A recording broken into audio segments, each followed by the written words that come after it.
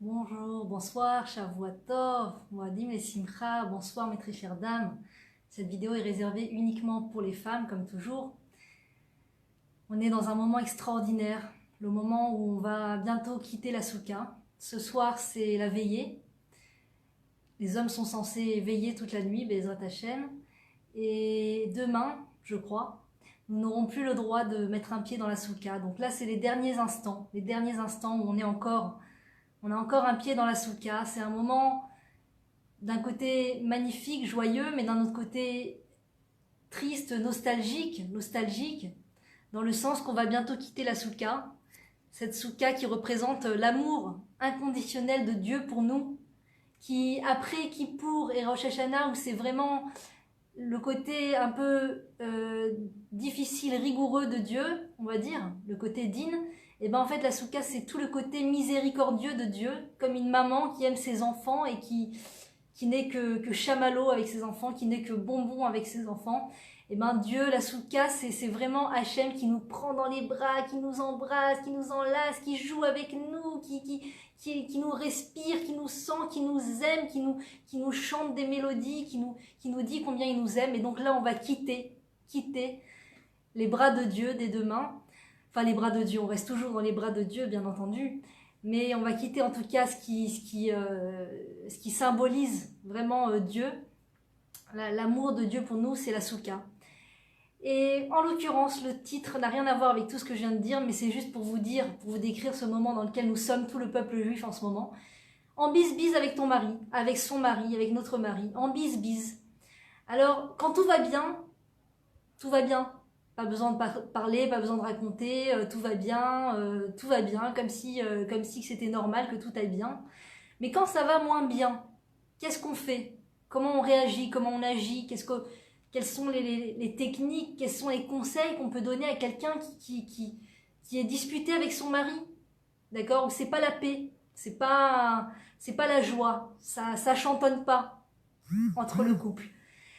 Eh bien, il y a des moments comme ça dans le couple. Espérons que ce soit pas la plupart du temps, bien sûr.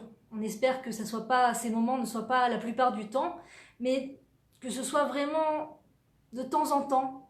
On espère que ce soit le moins possible, si possible. Mais de temps en temps, il arrive qu'il y ait des moments comme ça où on est en dispute avec son mari. Qu'est-ce qu'on fait? Comment on réagit? Comment on agit?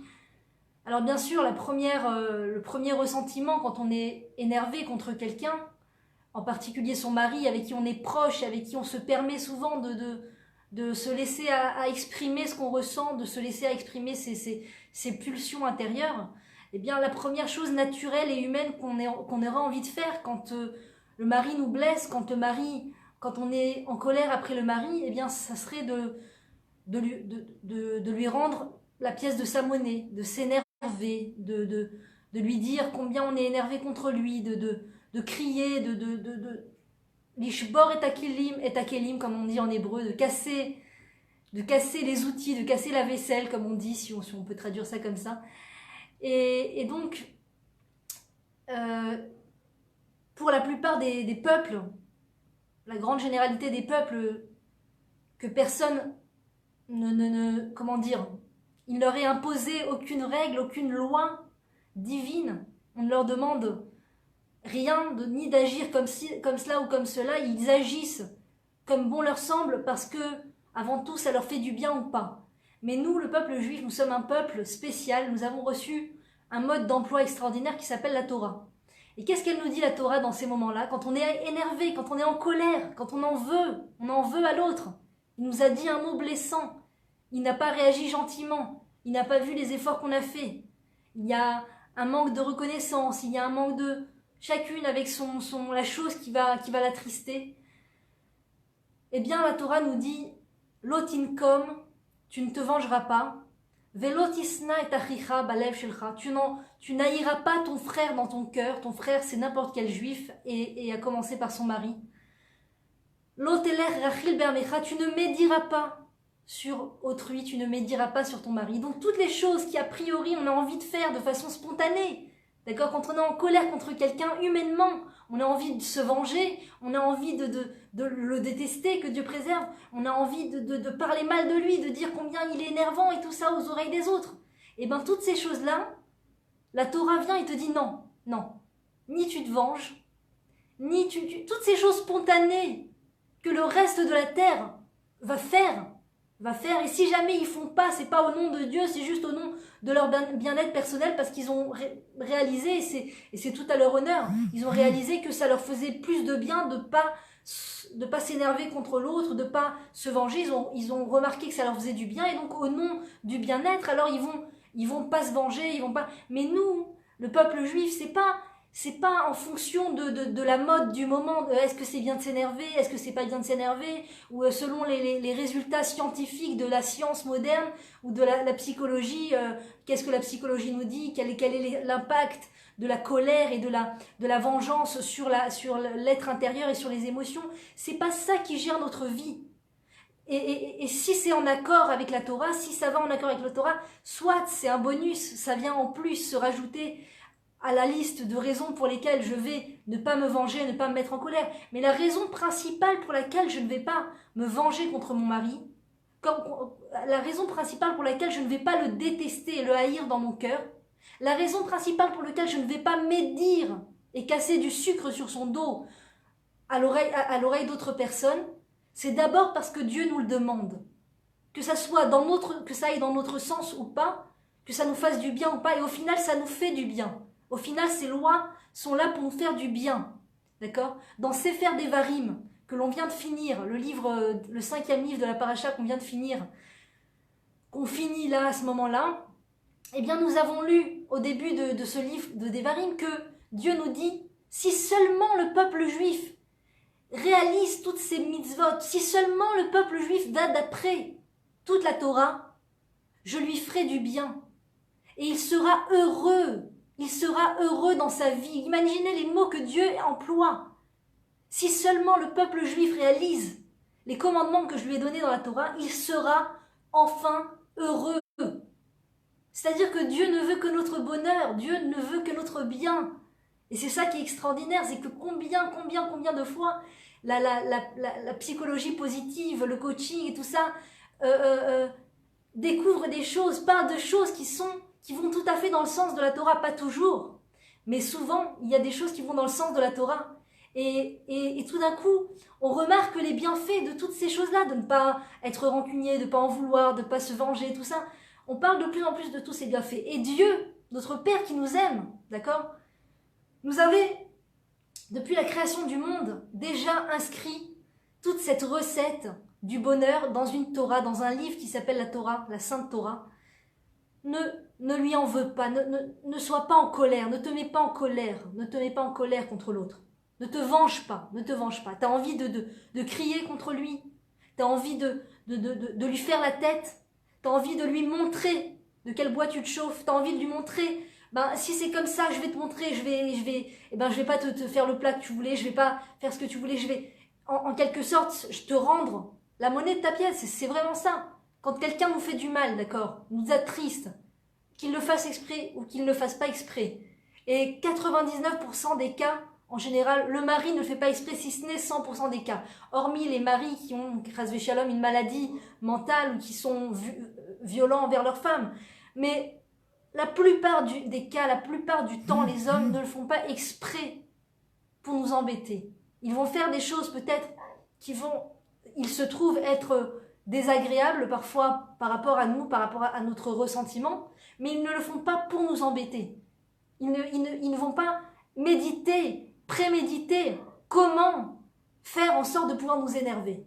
Ils agissent, ils vivent, ils font des choses, et il se trouve que ce sont des choses parfois qui nous blessent, qui nous font de la peine.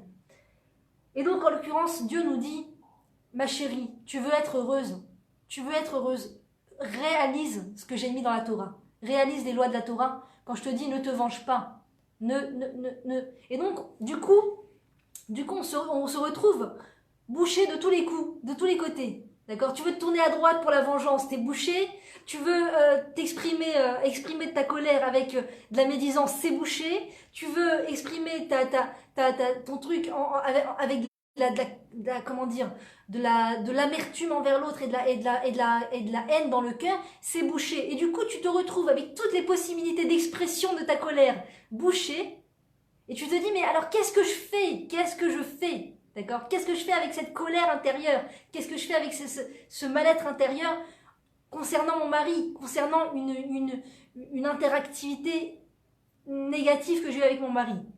Et c'est là où je pense, sincèrement, que du coup, ben, il ne nous reste qu'une chose à faire. Ben, c'est de se tourner vers Dieu. C'est la seule chose qui reste à faire. Il faut bien évacuer. Il faut bien, on peut pas, comment on va pas rester avec les choses à l'intérieur? On va pas se rendre malade non plus. C'est interdit de se rendre malade. Il y a un travail divin dans ce monde de chercher comment être joyeuse. Être joyeux dans ce monde, rechercher et s'efforcer de faire ce qu'il y a à faire pour être joyeux, c'est une grande partie de notre service divin en tant que personne juive dans ce monde.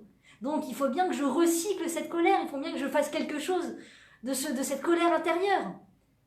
Et donc, ben, la seule chose qui s'offre à nous, et je pense que c'est vraiment l'une des raisons pour lesquelles Dieu nous dit « ni ne te venge, ni ne médis, ni n'haïs l'autre », parce que enfin, tourne-toi vers moi, ma chérie, tourne-toi vers moi, tourne-toi vers moi.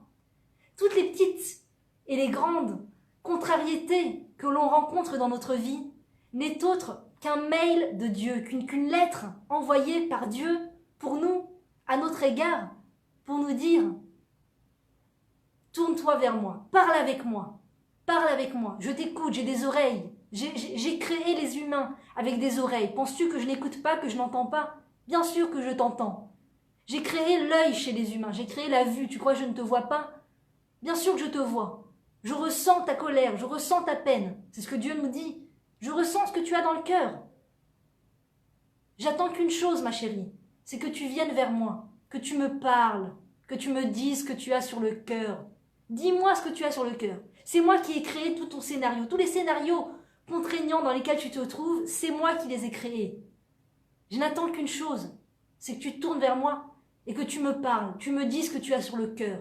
Parce que moi seul, Dieu seul, a les clés de notre difficulté, a les clés à la solution de notre problème. Seulement Dieu. Et il a une solution extraordinaire. Et donc, Dieu nous aime tellement, vous savez, c'est comme des fois, nous, on aime tellement nos enfants, on veut les prendre dans les bras, il y a un âge où ils veulent pas, ils veulent plus, ils veulent être autonomes, ils veulent jouer, et on veut les prendre dans les bras. Alors qu'est-ce qu'on fait pour les prendre dans les bras? Je ne dis pas que c'est forcément très éducatif, mais qu'est-ce qu'on fait des fois? Alors on fait peur aux enfants. On dit aux enfants, il y a un chat, il va te manger, il y a un loup, il va te manger. Et l'enfant court dans nos bras, ça tape à nous et nous prend dans les bras.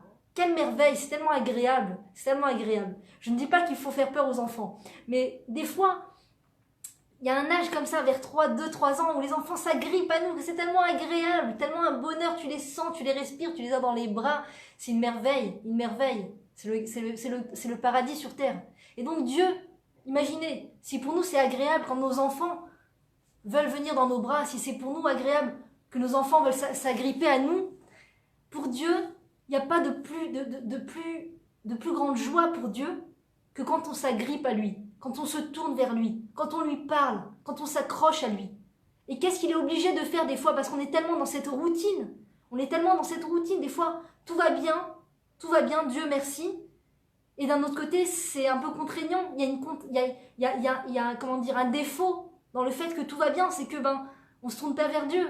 On est là, tout va sur des roulettes, les enfants sont calmes, tout va bien, il y a à manger dans le frigidaire, j'ai trouvé une école pour mon enfant, j'ai reçu un contrat, j'ai signé un contrat, j'ai réussi à avoir des compliments du boss, tout va bien. Et quand tout va bien, on oublie notre Créateur, exactement ce que Dieu nous dit dans le Sefer Devarim, dans la Torah, dans le livre qu'on vient de terminer. Il se peut que, étant donné que je te sauve de cette Égypte, de cette prison de fer, cette Égypte. Et je te sauve et je t'amène dans cette terre extraordinaire qui s'appelle la terre d'Israël.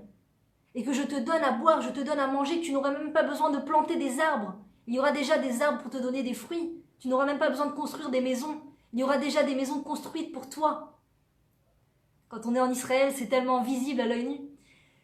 Eh bien, et je souhaite à tout le peuple juif de venir en Israël si Dieu veut, eh bien, Dieu nous dit, il se peut que dans ce confort matériel, dans ce confort de tout, tu m'oublies. Tu oublies que je suis là, tu oublies que c'est moi qui t'ai sorti d'Égypte, tu oublies que c'est moi qui te donne tout. Et il se peut que tu en viennes à attribuer ta réussite à ta propre force, à ta propre intelligence, que tu en arrives à croire que ce que tu réussis, c'est le fruit de tes mains, c'est le fruit de ton intelligence, c'est le fruit de tes qualités, de tes dons, alors qu'en vérité, tous ces dons, toutes ces qualités, toutes ces facilités, c'est moi, Dieu, qui te les ai donnés. Si je t'avais pas sorti d'Égypte, mais tu serais de la poussière aujourd'hui. Tu n'aurais même pas la force de parler. Tu n'existerais même plus, tu n'aurais même plus de descendance. Je t'ai sorti d'Égypte. Et donc il se peut que tout aille tellement bien que tu en arrives à m'oublier. Et que tu en deviennes orgueilleux que Dieu préserve. L'orgueil, il n'y a rien de plus haï et détesté par Dieu que l'orgueil. Quand on fait sortir Dieu du tableau. Quand on oublie que c'est Dieu qui est à la racine de tout le bien dans notre vie. Et donc Dieu, qui nous aime tellement et qui désire rester en contact avec nous, et d'un autre côté, il ne veut pas nous faire du mal, il ne veut pas qu'on souffre, donc il nous fait du bien, il nous donne des choses positives, mais d'un autre côté, il sent qu'on s'éloigne quand tout va bien. Il est obligé, de temps en temps, des fois, de nous rappeler à l'ordre, de nous rappeler, chérie, n'oublie pas que je suis la source de tout le bien dans ta vie. N'oublie pas que c'est moi qui ai les clés de ta réussite, c'est moi qui ai les clés de tes problèmes, c'est moi qui ai les clés de la paix entre toi et ton mari. Même des fois, il se trouve que ça va bien avec le mari, on communique, on parle, il va y avoir un moment agréable.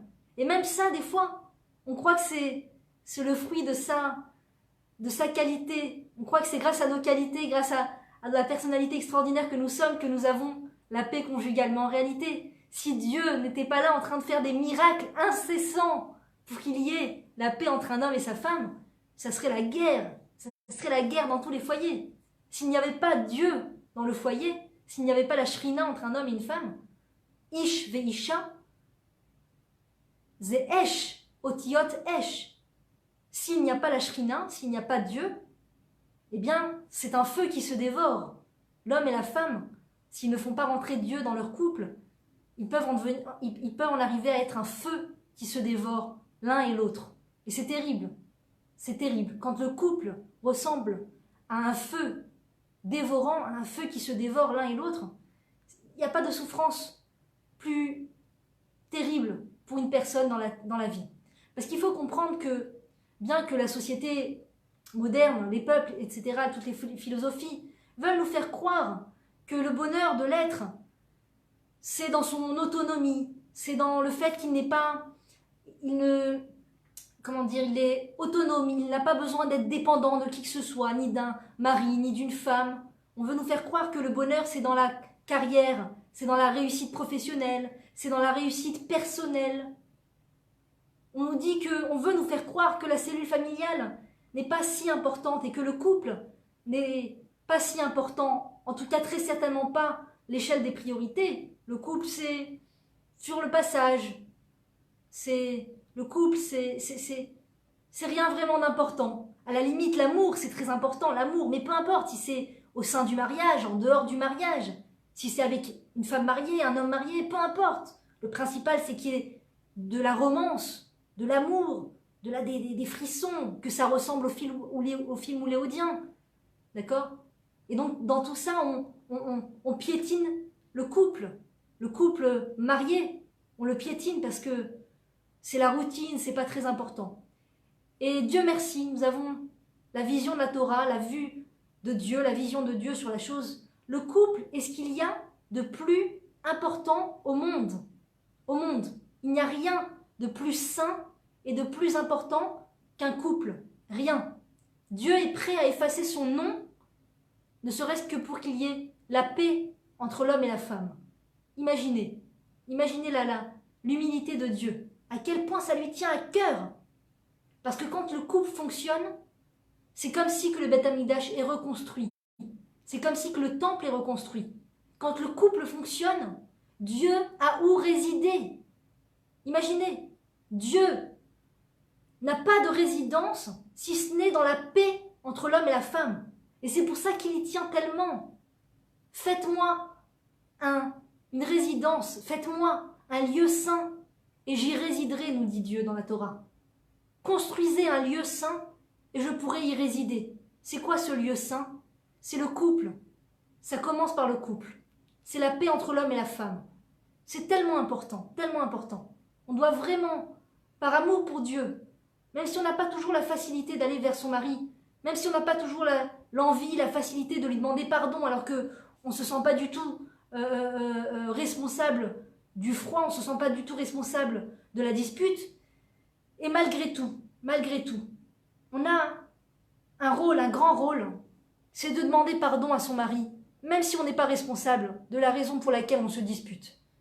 On a un grand rôle, c'est de faire résider la paix entre soi et son mari. Et ce n'est pas parce que le mari le mérite, uniquement si le mari le mérite, qu'on va chercher à faire résider la paix. C'est avant tout, peu importe la propriété, peu importe qui j'ai en face de moi comme mari, sauf cas où le mari est violent envers la femme, où le mari a une maladie mentale, où le mari est très problématique, où il est vraiment violent envers sa femme, envers ses enfants, que Dieu préserve, à ce moment-là, il faut foncer chez une autorité rabbinique. Dans le cas où le mari est normatif, c'est-à-dire non violent envers sa femme, eh bien, et tellement de fois une femme pense que son mari n'est pas normatif et en vérité son mari est normatif, même s'il est l'extrême inverse d'elle-même, ça reste la normativité de Dieu, parce que Dieu crée des couples pour que les couples comment dire, se complètent. Eh bien, chez l'un il y a ce qu'il n'y a pas chez l'autre, c'est-à-dire chez l'un il y a cela, chez l'autre il y a cela. Et donc du coup, pour se compléter, on est complètement différent. On est complètement différent. Donc c'est la normativité d'être différent. C'est la normativité de se sentir sur une autre longueur d'onde complètement. C'est la normativité de se sentir très éloigné de son mari. Il arrive qu'il y ait des couples où on sent qu'on est sur la même longueur d'onde, on a la même façon de penser, mais en général, la plupart du temps, les conjoints sont à l'extrême opposé au niveau de leur intériorité, leur façon de penser, leur caractère, etc. Et ça, ça reste la normativité. Ne pensez pas que la normativité, c'est juste le couple hollywoodien du dernier film hollywoodien où c'est l'homme et la femme qui ont exactement les mêmes traits de caractère, qui chantent ensemble, qui font des sérénades ensemble et tout ça. Non, la normalité du couple, c'est quand on a du mal à s'entendre. C'est normal. Et là, Dieu nous demande de faire des efforts, de demander pardon, d'aller vers le mari, d'essayer d'arranger les choses, d'essayer d'aller dans le sens d'arranger les choses. Alors bien sûr, quand on est sur le moment où...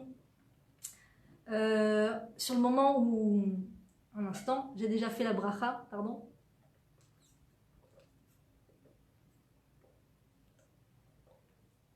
Quand on est sur le vif du sujet, où il vient d'avoir dispute, puisque finalement c'est ça le thème du cours, le bis-bis entre soi et son mari, ce moment-là, où il y a un moment de difficulté avec le mari. Qu'est-ce qu'on fait? Comment on fait? Comment, à part le fait de se tourner vers Dieu, de parler avec Dieu, de dire tout ce qu'on a sur le cœur, de sortir dehors, parler avec Dieu, etc. Il y a d'autres techniques un petit peu matérialistes, un petit peu comment dire, qui paraissent un petit peu superficielles, mais qui marchent et qui sont recommandées. Alors, on nous dit par exemple que quand on prend une feuille, peut-être que j'ai une feuille là, quand on prend une feuille et qu'elle est droite, tout va bien, donc la feuille est droite, aucun problème. Quand on la plie en deux, on plie la feuille en deux, eh bien, il se trouve que la feuille, bon, c'est du papier toilette, donc ça va pas vraiment faire le truc, reste un petit peu, ne revient pas complètement droite, elle est un petit peu pliée vers le haut, d'accord? Eh bien, ça c'est lorsque la femme est dans un état de calme intérieur, de sérénité, tout va bien, et quand elle s'est énervée, quand elle s'est disputée avec son mari, donc ça a fait une pliure comme ça, et du coup la feuille se retrouve un petit peu pliée vers le haut. Elle n'arrive pas complètement à retrouver sa sérénité. Qu'est-ce qu'on doit faire pour retrouver sa sérénité? Eh bien, on doit prendre la feuille et la plier dans le sens inverse. Et quand on plie la feuille dans le sens inverse, donc sur la même pliure, eh bien, la feuille peut plus facilement retrouver sa droiture. D'accord? J'explique cet exemple. Quand on est dans un état de sérénité, tout va bien, et qu'on s'énerve, on se met en colère, pour essayer de refaire tomber la tension, c'est difficile. On reste encore dans cet état de pliure vers la colère. C'est dur de redescendre dans le sens de la sérénité. Alors qu'est-ce qu'on doit faire? On doit faire une pliure dans le sens inverse total. Inverse total. Pour retrouver sa forme normale. C'est quoi? Qu'est-ce que c'est cette pliure dans le sens inverse? Faire quelque chose qui nous fait beaucoup de bien. Bien sûr, sans outrepasser la loi de la Torah, hein, pas des choses que la Torah ne nous permet pas de faire, pas d'aller en boîte ou pas d'aller, que Dieu préserve, copiner avec un autre homme que son mari, chas v'shalom, ou aller voir des films qui ont une mauvaise influence sur nous, ou écouter des musiques qui ont des mauvaises influences sur nous, pas tout ce qui fait partie du monde, du département de ce qui est permis par la Torah, d'accord? C'est pas spécialement des mitzvot, mais c'est permis par la Torah, Dieu n'interdit pas ces choses-là. Eh bien, trouver une chose qui nous fait excessivement du bien, d'accord? Ça peut être aller au centre commercial, ça peut aller s'acheter un vêtement qu'on adore, ça peut aller boire un verre avec une copine sans médire du mari. C'est pas dans le but de casser du sucre sur le mari, juste pour oublier, pour changer de sujet, parler. Il y a des personnes qui adorent passer un moment avec leur amie. Il y a d'autres personnes qui n'aiment pas passer des moments avec une amie, qui n'aiment pas parler à une amie quand elles sont en colère, c'est pas ce qui leur fait du bien. Alors, cette technique, c'est la technique de la rabbinite Levanon, et elle nous explique que elle, ce qui lui faisait énormément de bien, c'était de tricoter des kippotes, pour tous les membres de sa famille. Et donc, c'était sa passion, vraiment, sa passion. Elle était passionnée par ça. Elle avait sa petite boîte avec toutes ces pelotes de laine, avec ses aiguilles et tout ça, et toutes ces petites kippotes comme ça, et tout en début de tricotage. Elle avait cette boîte comme ça rangée dans sa chambre. Et chaque fois qu'elle avait une dispute avec son mari, ou une colère intérieure, ou quoi que ce soit, elle allait dans la chambre, elle s'enfermait, elle fermait la porte, elle sortait sa boîte de pelotes, et là elle ressentait une joie intérieure énorme. Et elle se mettait à tricoter ses kippotes. Et elle en ressentait un bien fou, un bien-être fou. Et elle dit d'ailleurs qu'elle a réalisé énormément de kippotes. Il y a une période où elle a réalisé pas mal de kippotes. Et jusqu'à tel point que toute sa famille était même au courant de cette technique qu'elle utilisait. Et donc, quand elle ressentait qu'elle avait une colère intérieure, les gens de sa famille lui disaient « Maman, tu vas tricoter des kippotes ?» Et là, elle disait « Oui, mes chéris ». Et elle partait dans sa chambre, tricoter ses kippotes, et ça lui faisait du bien, ça lui faisait du bien, ça lui faisait du bien. Et grâce à ça lui permettait d'éviter de se mettre en colère contre son mari, de crier contre son mari, de se mettre en colère contre ses enfants, que Dieu préserve. Parce que la Torah nous dit aussi, et ça c'est un autre pan que j'ai oublié, hormis le fait qu'on n'a pas le droit de se mettre en colère, qu'on n'a pas le droit d'en vouloir, pas d'en vouloir, mais on n'a pas le droit de haïr dans son cœur, on n'a pas le droit de médire sur l'autre, on n'a pas le droit de se venger. J'ai oublié qu'on n'a aussi pas le droit de se mettre en colère.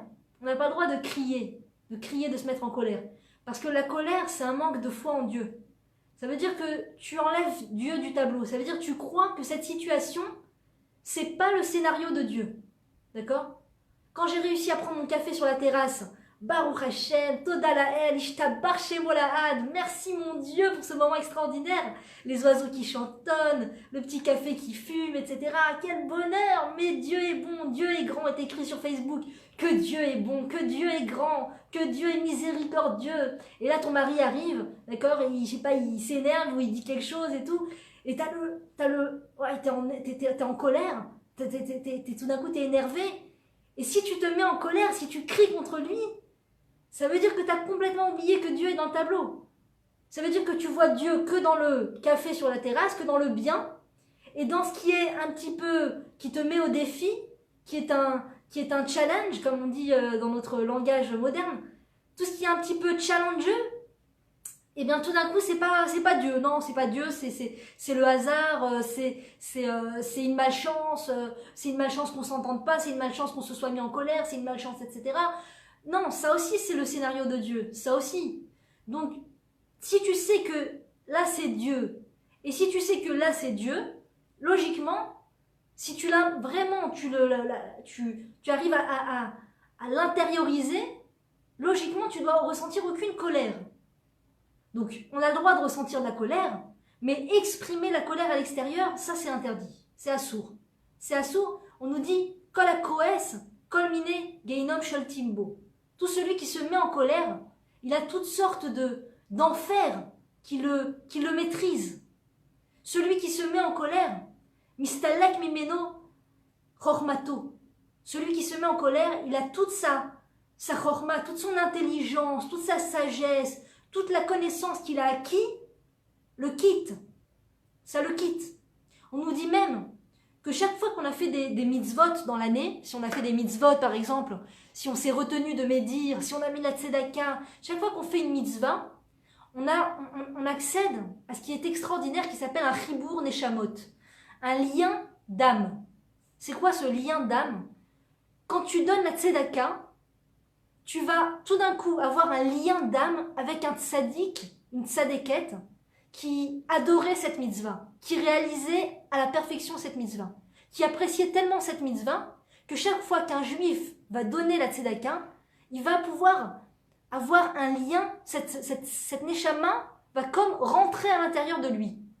D'accord? Quand tu te retiens de médire, tu as un chibour neshamot avec le Chafetz Chaim, le grand tzaddik, le Rav, que son mérite nous protège, qui a écrit tout le livre sur toutes les nuances de la loi de ne pas médire, d'accord? Qui est un grand tzaddik. Quand tu te retiens de médire, ce grand tzaddik vient et vient rentrer dans ta neshama. Et il t'aide à continuer de ne pas médire. Et c'est pour ça qu'on dit une mitzvah en entraîne une autre. C'est parce que quand on commence à faire des mitzvot, on a toutes ces neshamot de tzadikim qui viennent en nous et qui, en plus de nous aider et de nous remercier et de nous comment dire, nous récompenser pour cette mitzvah même qu'on a réalisée, toutes les mitzvot que eux avaient de la facilité à faire, ils nous aident à les faire. Tout d'un coup, on a plus de facilité pour faire d'autres mitzvot, on va avoir plus de facilité pour refaire cette mitzvot, pour se retenir encore une fois de médire, grâce à toutes ces chibour neshamot. Eh bien, on nous dit que quand on se met en colère, les neshamot des tzadikim s'en vont, se retirent de nous. Toutes ces mitzvot qu'on a eu du mal à faire, qu'on s'est donné du mal à faire, quand tu fais le kiboud orim, que tu vas voir tes parents, que tu fais le respect des parents et tout ça, tu as un chibour neshamot extraordinaire. Eh bien, les neshamot, les âmes de ces tzadikim, les âmes de ces personnes justes, te quittent. Donc c'est des choses très très très graves. Le Zohar en parle, c'est des choses très très graves. La colère, c'est vraiment vraiment répugnant aux yeux de Dieu. Répugnant. D'ailleurs, il y a un livre extraordinaire, je vous fais beaucoup acheter de livres, mais maximum, si vous n'avez pas le temps de les lire, mettez dans la bibliothèque et un jour, on finit par lire tous ces livres. Il y a un livre extraordinaire qui s'appelle... j'ai oublié. Ôte la haine de ton cœur. Ou retire la haine de ton cœur. Quelque chose comme ça, du Rav. Je m'en souviens plus. Je vous promets, Binéder, de rechercher ce livre. Il y a plein de livres. Il y a plein de livres. Allez dans une bibliothèque, dans une librairie juive, demandez des livres de Moussard, des livres d'éthique pour ne plus se mettre en colère. Et en général, les librairies, les libraires des librairies juives connaissent ces livres. Il y en a beaucoup. Et ces livres sont extraordinaires pour nous aider chaque jour de façon homéopathique, lire une page. Et ça nous aide et ça nous sevre de la colère. Ça nous aide à ne plus se mettre en colère. On commence à prendre conscience de la gravité de la colère. Et donc, du coup, t'as pas le droit de te mettre en colère, t'as pas le droit de faire tout ce que je vous ai expliqué. Donc, qu'est-ce qu'il te reste à faire pour évacuer une des choses qui peut aider? Faire quelque chose qui te fait vraiment du bien. Quelque chose qui te fait vraiment du bien. D'accord? Donc, il y a une femme qui a dit, moi je suis pas trop pour la nourriture malsaine, mais il y a une femme qui a dit, moi ce qui me fait du bien, j'adore. Un carreau de chocolat, une tablette de chocolat, j'adore, donc c'est ce qui me fait du bien, c'est une thérapie pour moi. Donc je me mets ma tablette de chocolat dans l'armoire comme ça, et quand j'ai un coup d'énervement et tout ça, je prends un petit bout de chocolat. Bon, moi je suis pas trop pour ça parce qu'après j'ai peur qu'on peut devenir accro et du coup on peut se mettre à manger du chocolat n'importe quand et c'est mauvais pour la santé. Donc, mais il y a plein de choses, chacun avec ça. C'est une grande mitzvah. Voilà, votre prochaine mitzvah réalisée, c'est de trouver ce qui vous fait du bien grave. Voilà, c'est une grande mitzvah, je vous assure. Avodat Hashem, de chercher ce qui va nous permettre de ne pas se mettre en colère. C'est Avodat Hashem Mamash. Donc c'est la prochaine chose que vous devez prendre sur vous, c'est de chercher qu'est-ce qui vous fait du bien. Et d'avoir cette chose à portée de main pour que quand il y a une colère, quand il y a une dispute, quand il y a une amertume intérieure, allez faire cette chose, allez prendre cette chose. Moi, je sais que, par exemple, je vous témoigne d'une parmi tant d'autres. Des fois, c'est le centre commercial. Hein. Des fois, j'ai besoin, on a tous besoin, enfin, je pense, j'imagine. Des fois, moi, j'ai besoin d'un bon électrochoc et le centre commercial, ben, j'avoue que le Canyon Malcha, c'est très, il y a beaucoup de bruit, beaucoup des bonnes odeurs comme ça, de sushis, de beignets, tout ça. Il y a des jolies robes, des jolis foulards et tout, donc j'y vais. Et du coup, hop là, je rentre et tout de suite, ça me fait du bien. Tout de suite, j'oublie. Moi, personnellement, ça me fait beaucoup de bien. Il y a autre chose aussi qui me fait du bien, on va dire de façon plus réelle, plus en profondeur. Il y a un endroit près de chez moi qui est désert, où il y a des arbres, des petits oiseaux qui chantent, des fois même des antilopes, pourvu que je continue d'être témoin de ces choses-là, parce qu'en général, quand j'en parle, après, ça disparaît. Donc, bon, il y a un endroit joli comme ça où c'est serein, il n'y a pas beaucoup de bruit et tout. Et je sors, je vais là-bas et je parle avec Dieu. Il n'y a personne, en général, et je parle à Dieu. Je parle à Dieu. Ou des fois, je dis juste Hachem, Hachem, aide-moi, Hachem, aide-moi. Et tout d'un coup, les mots me viennent, le cœur s'ouvre et je me mets à parler à Dieu. Je me mets à parler à Dieu et vraiment, vraiment, vraiment, dans ces moments-là, je réalise le plus à quel point toutes ces contraintes, parce qu'en général, quand on est à bout, c'est pas juste une chose désagréable.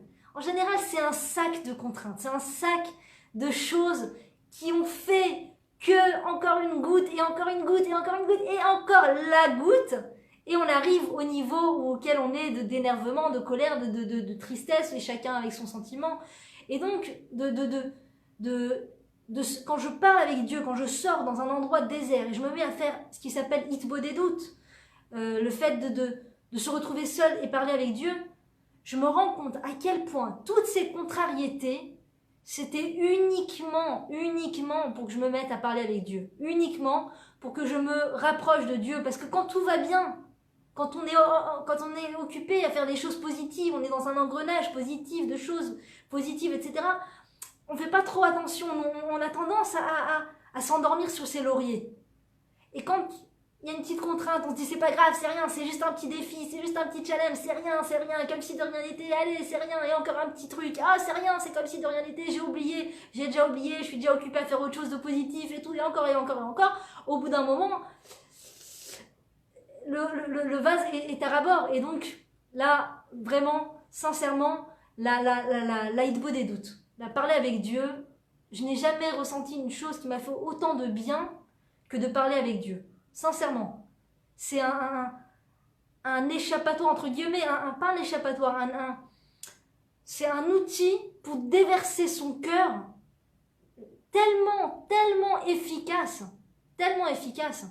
Et ça fait du bien à long terme. Ça fait du bien à long terme. Tu peux chanter à Dieu, tu peux pleurer, tu peux rire, tu peux crier, tu peux pas crier sur Dieu, mais crier à Dieu, crier avec Dieu, et Dieu il est avec toi quand tu cries, quand tu dis Hachem, aide-moi, Hachem, pourquoi, qu'est-ce que t'attends de moi, comment tu veux que je réagisse, pourquoi, mon Dieu, pourquoi, éclaire-moi les yeux, Hachem il est là, et il prend un plaisir extraordinaire à te sentir proche de lui, et il t'éclaire les yeux, et il t'envoie une joie dans le cœur extraordinaire.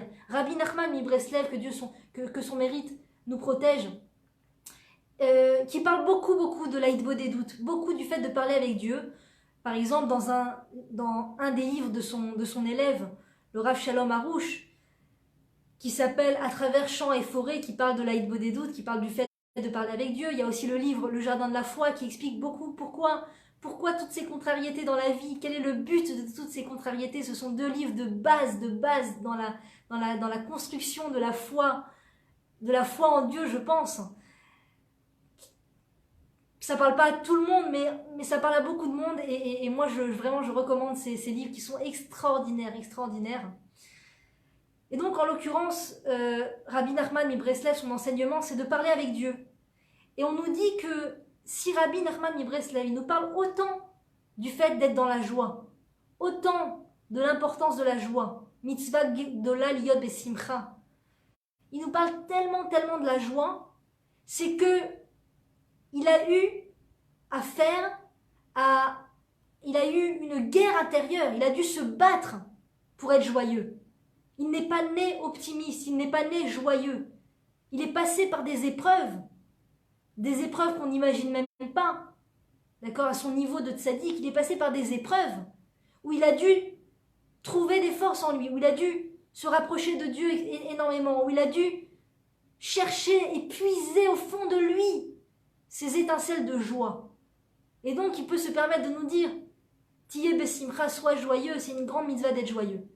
Ça veut dire que quand on est triste, quand on n'arrive pas à se relever, quand on a un sentiment, des émotions vives intérieures, ça ne veut pas dire qu'on ne va pas s'en sortir, ça ne veut pas dire qu'on doit désespérer et qu'on doit croire qu'on est fait pour être triste, qu'on est fait, et la psychologie moderne prend un malin plaisir à coller des étiquettes, toutes sortes d'étiquettes sur les symptômes et enfermer les gens dans des symptômes de dépression, de toc, de toutes sortes de mots. Et la Torah n'emploie jamais des mots comme ça. Jamais la Torah va nous dire si t'es pas joyeux, c'est que tu es dépressif. Si t'es pas joyeux, c'est que tu as des gènes de dépression. Si tu n'es pas joyeux, c'est que tu dois prendre un traitement médical. Non, la Torah nous dit c'est un travail de toute une vie d'en arriver à être joyeux malgré tout. Malgré tout, pas seulement parce que tu viens de signer un contrat. Et après le contrat, d'accord ? Une fois que la vague du contrat est passée, une fois que toute la joie très superficielle de ces choses extrêmement superficielles, d'avoir gagné une grosse somme d'argent, que tu viens de déménager dans la maison de tes rêves, tu viens d'emménager dans une villa, tu viens de t'acheter un yacht, tu viens de t'acheter une montre Guess ou une montre Gucci ou je sais pas quoi, après cette vague-là de la joie très extérieure, d'accord ? Comment tu fais pour trouver la joie ? Faut que tu achètes un yacht encore plus grand ? Faut que tu achètes une montre encore plus neuve ? Faut que tu passes à un autre mec ? Que tu passes de mec en mec pour trouver la joie ?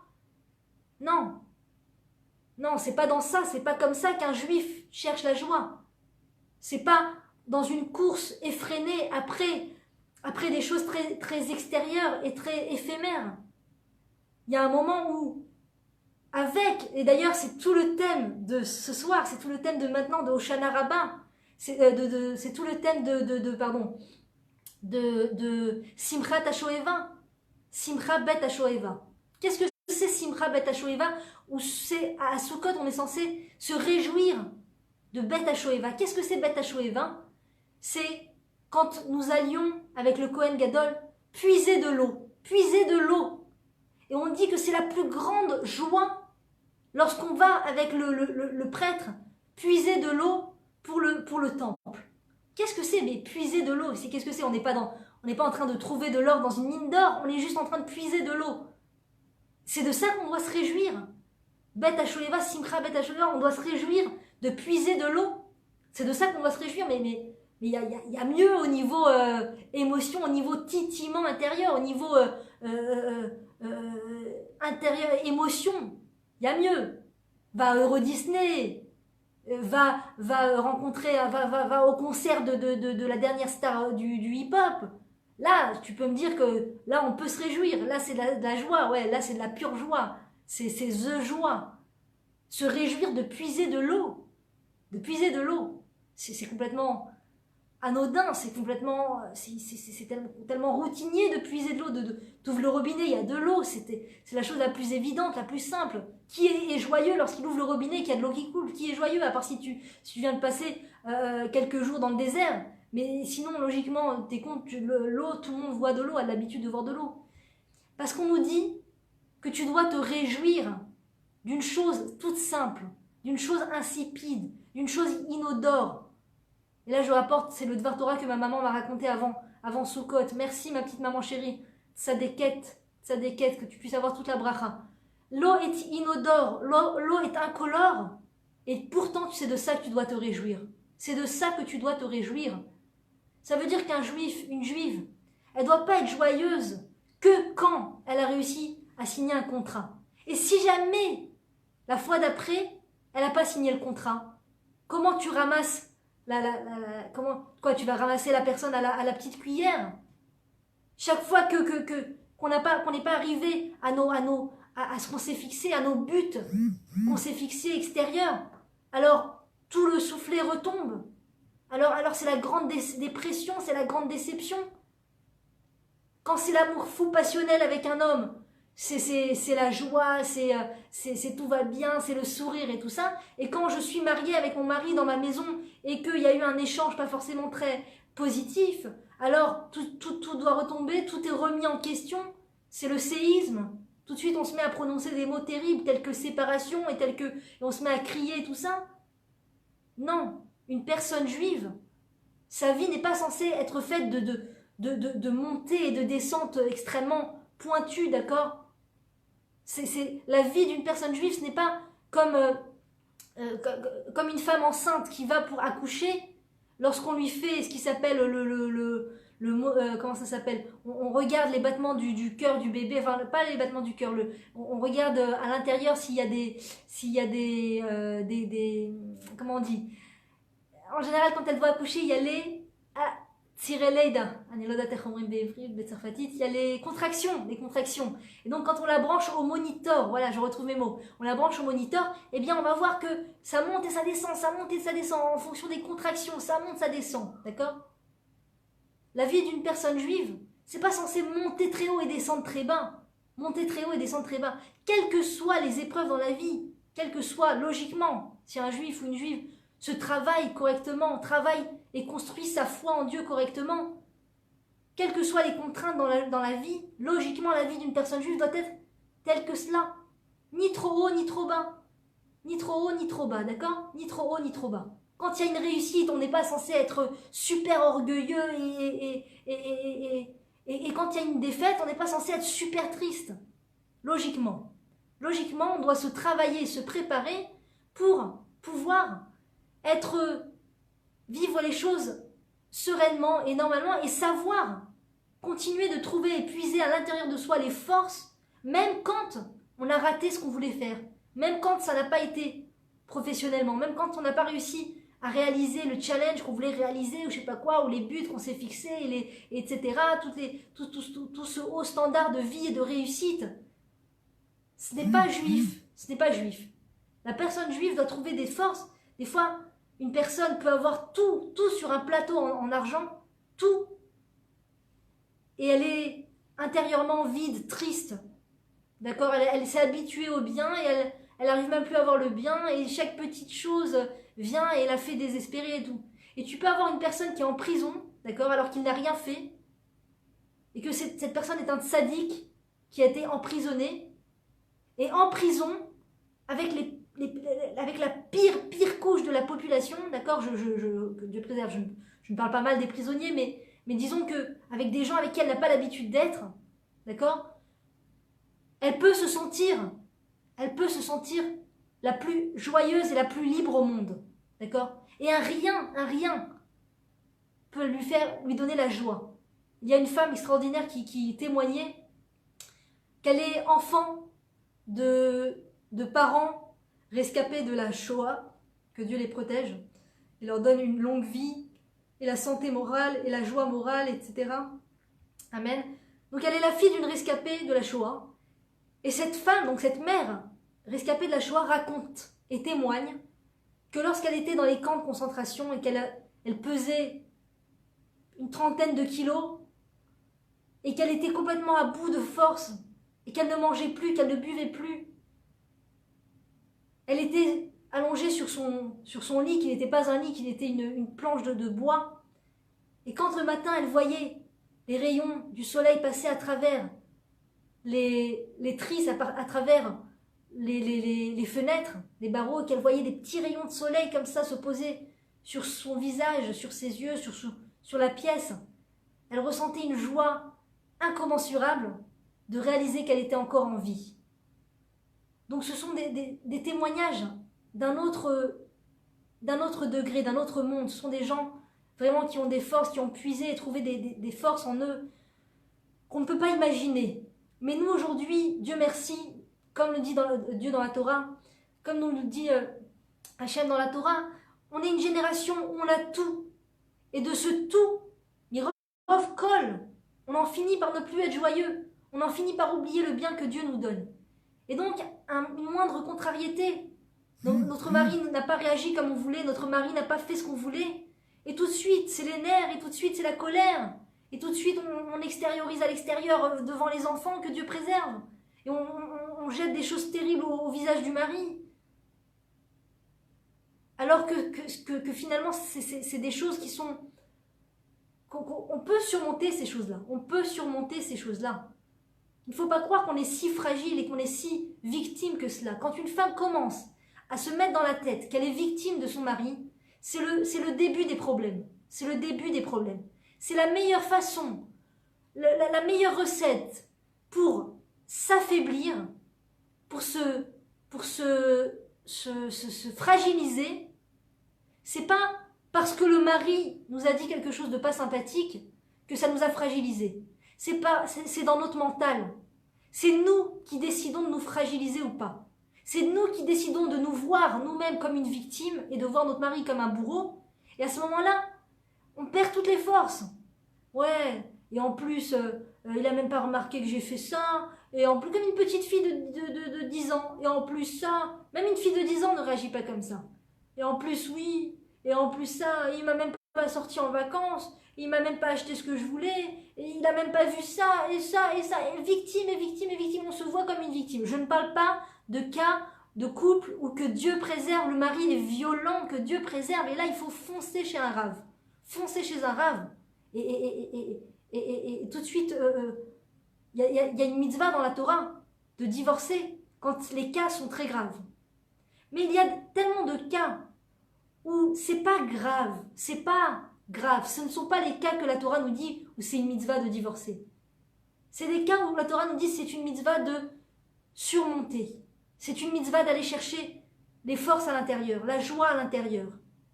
D'aller se construire sa joie. Pourquoi Dieu nous met dans des situations pareilles aussi? Une des raisons, hormis le fait que c'est pour lui parler. Aussi parce qu'il veut qu'on apprenne à se construire une joie à toute épreuve. Une joie intérieure, trouvée. Il ne faut pas le construire en vérité.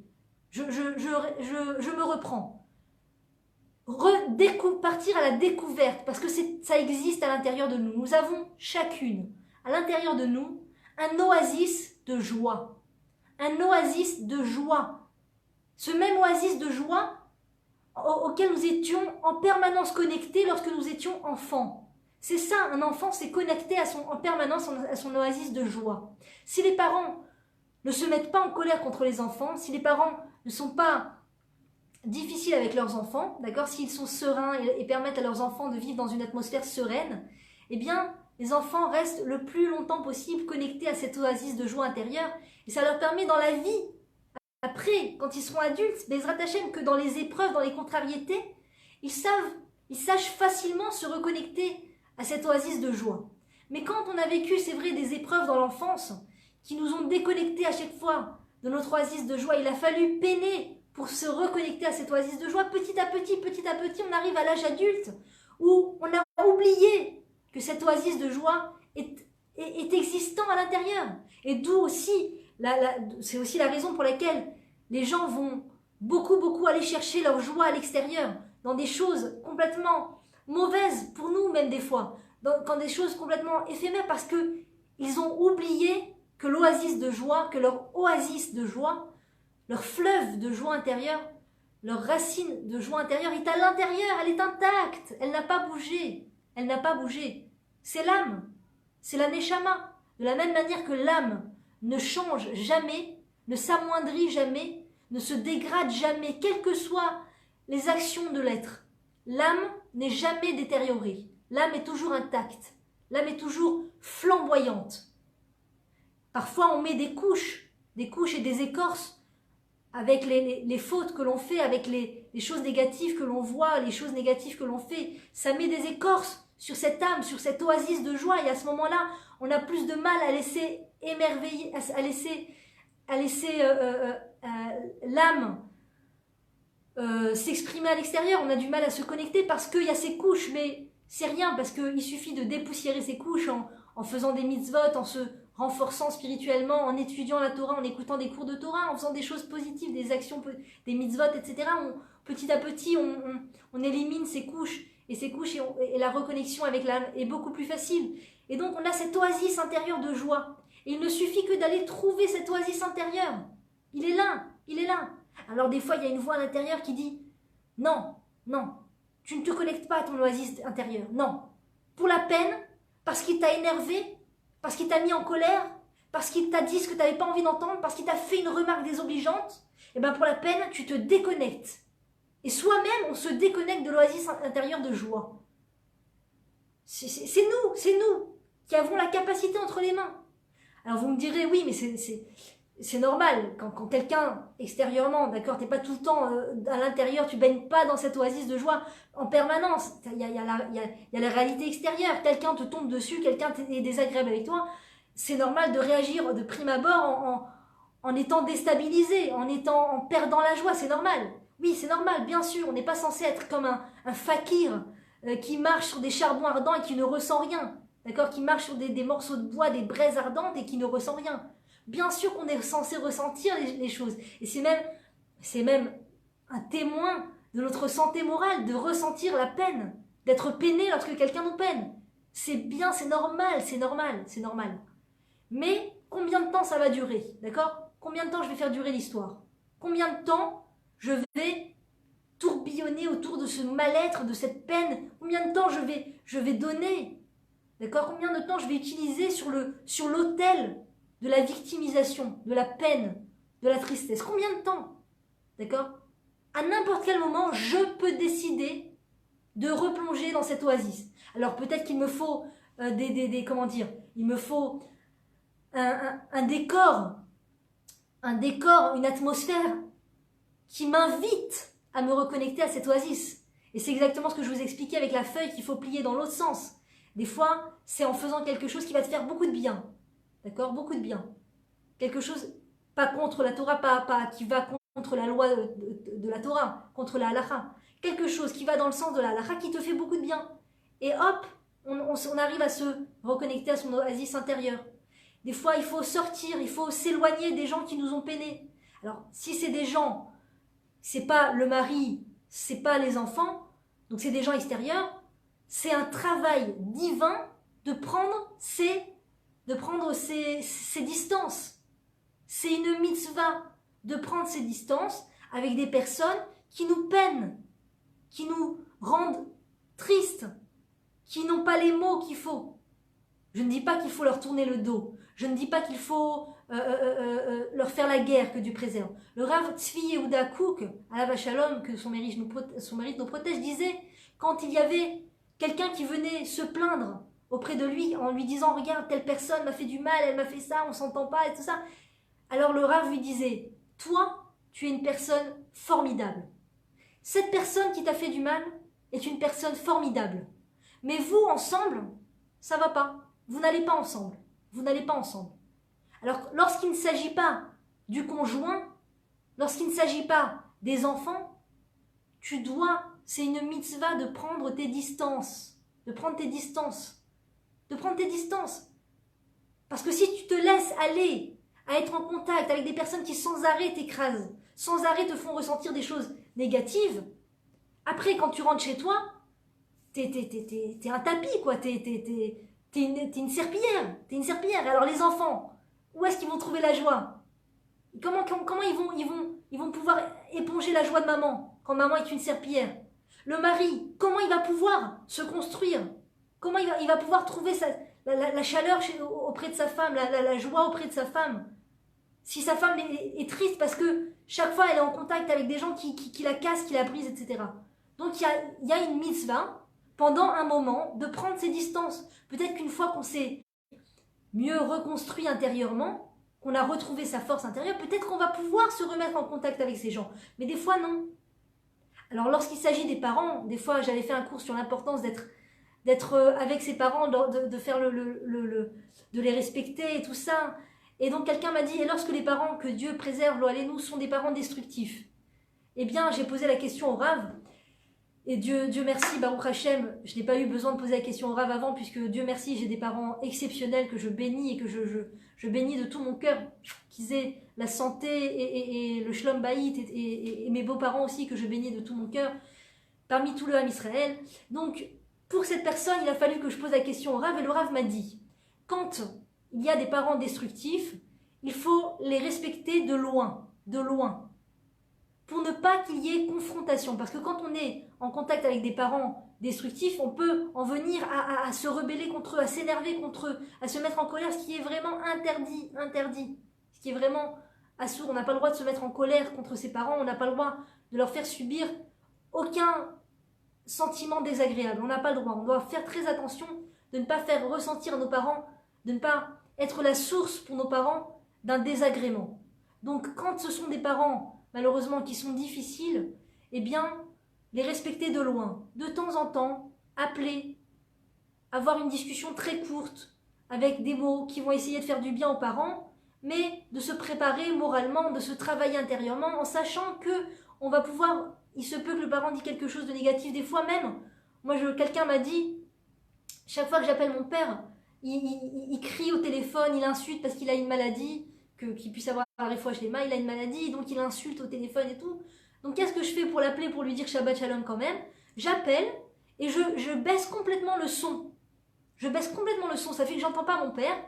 Et je lui parle. Je lui dis, papa, Shabbat Shalom, que tu puisses passer un bon moment avec maman, que tu puisses avoir la santé. Et je le bénis, et je lui dis des choses positives. Et après je raccroche, j'ai même pas entendu ce qu'il a dit.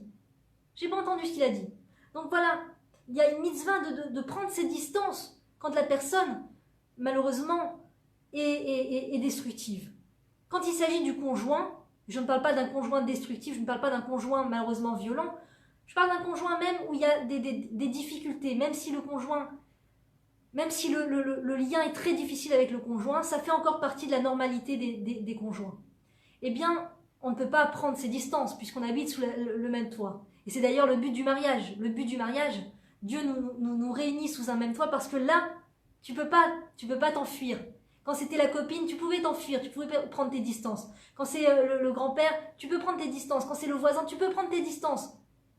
Quand c'est quelqu'un extérieur, tu peux prendre tes distances. Mais quand c'est le mari, là, tu peux plus prendre tes distances. Tu n'es pas censé prendre tes distances. Donc, tu peux prendre tes distances le temps d'une heure, le temps d'une journée, le temps de 2 jours peut-être. Mais après, il faut revenir. Il y a un moment, il faut revenir. Donc, on prend ses distances pour mieux revenir, bien entendu. Donc, il faut se reconnecter à son oasis intérieur et aller retrouver cette joie intérieure. Ou même si le mari va avoir des mots blessants, même si le mari va dire quelque chose qui ne nous a pas fait plaisir, même s'il a oublié de nous souhaiter notre anniversaire, il a oublié de nous offrir un cadeau d'anniversaire, quoi qu'il arrive, je reste connectée à mon oasis de joie. Je garde la joie. Ça peut être en tricotant des kippotes, ça peut être en allant au canyon, ça peut être en faisant quelque chose extérieur qui paraît matérialiste mais qui me donne la joie. Ça peut être en mettant une musique. Au bout d'un moment, je me reconnecte à mon oasis de joie. C'est néfaste, c'est dangereux d'être, comment dire, coupé de son oasis de joie intérieure un trop long moment. Rabbi Nachman nous dit, fais ce que tu veux, encore une fois, pas en dehors de la loi juive, fais ce que tu veux, mais ne rentre pas dans ce qui s'appelle la tristesse. Ne rentre pas dans la tristesse. Parce qu'après, pour sortir de la tristesse, c'est très difficile. Il y a toujours des moyens, mais c'est beaucoup plus difficile de sortir de la tristesse que de faire tout ce que tu peux faire pour ne pas tomber dans la tristesse. Donc, notre travail, ça va être de se trouver une panoplie d'actes, de façons de penser, de pensées positives, de choses qui vont être là pour nous sauver de la tristesse un trop long moment. On a le droit, c'est permis, c'est humain, c'est normal. Encore une fois, on n'est pas un fakir insensible. De ressentir la tristesse le temps d'un moment, mais il faut agir, faire ce qu'il y a à faire pour vite retrouver la joie. Ne pas se laisser aller et traîner dans ce domaine de la tristesse, et tomber dans ce puits de la tristesse, et tomber et encore tomber. Faites quelque chose de fou. Je sais pas moi, aller faire du cheval sur la plage, bien que pour une femme c'est pas pudique de faire du cheval, je sais pas, ça m'est sorti comme ça, mais c'est pas pudique de faire du cheval en public, mais Par exemple, tu peux aller faire du cheval sur la plage la nuit. La nuit, c'est extraordinaire. Imagine comment c'est un électrochoc. Tu te sens pas bien, va dans un endroit, dans un concert de musique juive. Ça tout d'un coup, et après t'as oublié, tu sors de là, tu sais même plus pourquoi t'es venu ici, tu sais même plus que t'étais triste. Et des fois même, c'est une des raisons pour lesquelles Dieu nous fait ressentir cette tristesse. Il veut qu'on sorte de l'ordinaire. Il veut qu'on fasse des choses un peu folles. Mais comme on s'est habitué à être dans une routine, on croit qu'on n'a pas besoin de ces choses un peu folles, et donc on est dans cette routine et tout ça. Alors Dieu il nous dit, allez, kiffe la vie, profite, fais des choses agréables aussi. Fais des choses agréables.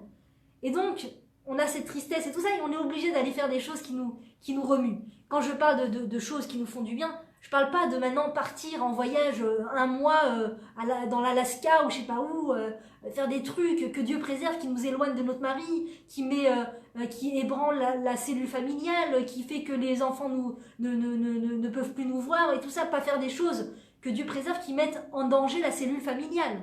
D'accord?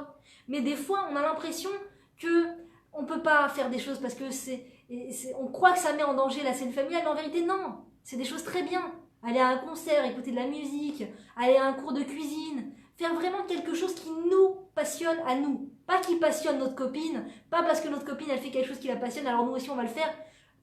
Si ça nous passionne aussi, c'est génial. Mais si c'est pas vraiment ce qui nous parle à l'intérieur, on va le ressentir. Très vite, on va sentir que c'est pas ce qui nous fait du bien, d'accord? Des fois, une copine va te dire, viens, cours de Torah, c'est trop bien, ça fait du bien. Et j'encourage à 100% à aller à des cours de Torah, ça fait vraiment du bien.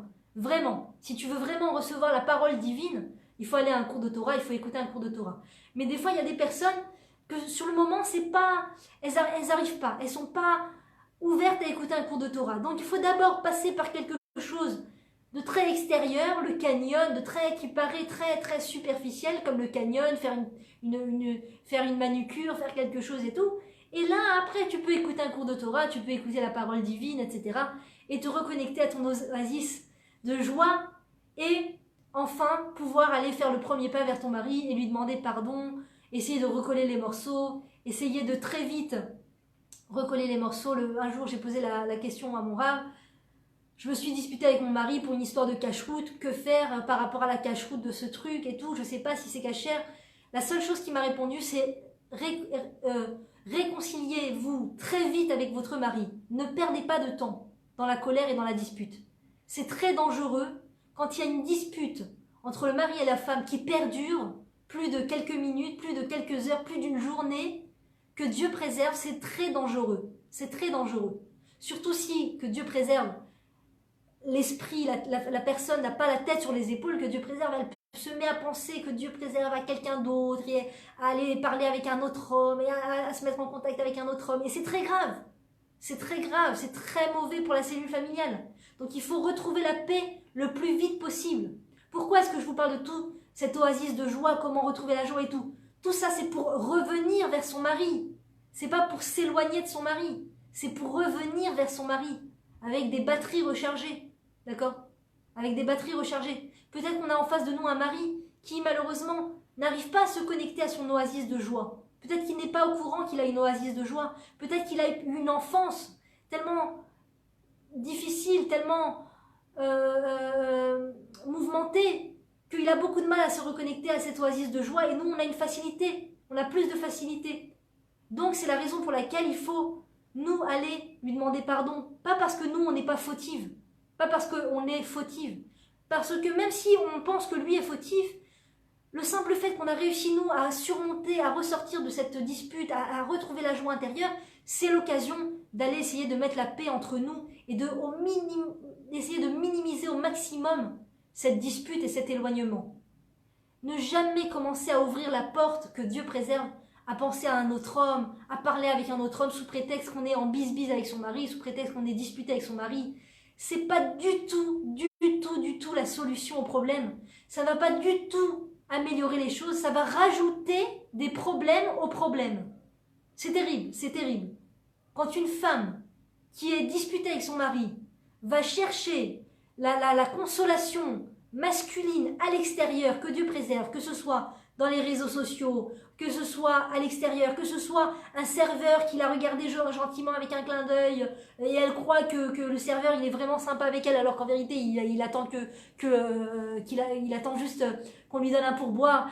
Quand la femme elle commence à rentrer dans ce truc de chercher l'attention masculine ailleurs qu'au sein de son mari, avec son mari, au sein de son couple, c'est un danger terrible. D'abord, c'est pas honnête, c'est pas loyal, c'est pas droit. C'est pas droit, c'est pas équilibré. C'est pas équilibré. Je vous parlais dans une vidéo sur Soukot de l'importance de choisir un loulave droit, que le loulave ne parle pas sur la droite, ne parle pas sur la gauche. D'accord? Le loulave représente comment dire, Hamoud Shidra, la colonne vertébrale. Et donc on doit avoir une colonne vertébrale droite.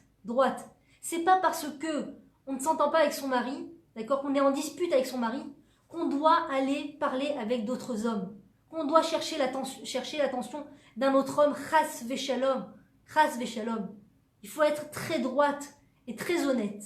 Et Dieu, il attend qu'une chose, c'est de nous aider. Mais si chas veshalom, il voit qu'on règle ses problèmes émotionnels en allant parler avec un autre homme, c'est le summum du vide, de la vanité, de l'illusion. C'est comment s'éloigner le plus de la vraie solution. Et là, Dieu nous dit, chérie, je suis avec toi dans tout, dans la souffrance, dans les cris, tu t'es mis en colère, t'as fait une faute, t'as fait ça, je suis avec toi dans tout. Le Zohar HaKadosh, il nous dit, quand il y a un manque de pudeur, quand il y a un manque de fidélité, la Shrina, elle peut pas rester, elle peut pas. Dieu, il peut pas rester. Donc Dieu, il a la solution à tous nos problèmes.